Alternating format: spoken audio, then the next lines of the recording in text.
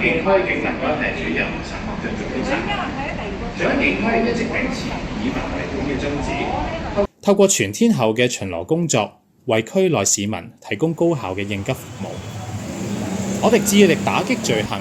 維護社區安全，竭力保障每一位市民、商戶以及遊客嘅生命同埋財產安全。喺呢個過程入邊，荃灣警區警民關係組積極咁同區內唔同嘅持份者緊密合作，舉辦多元化嘅防罪同埋滅罪活動，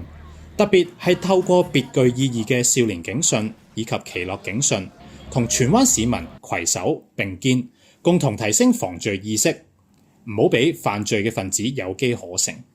事實證明，警民合作喺打擊罪行方面成效卓越，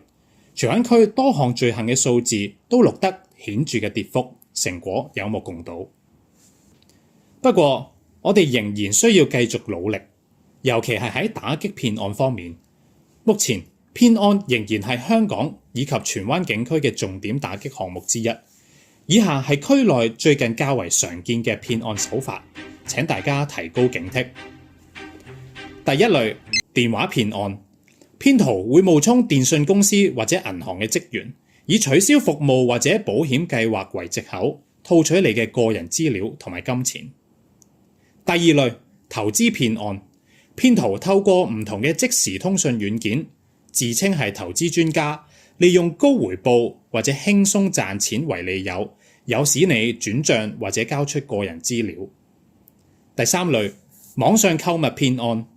騙徒以虛假網頁或者虛假嘅網名販賣低價嘅商品，包括演唱會門票或者其他嘅精品，並且喺收款之後立即消失，導致受害人金錢損失並且收唔到商品。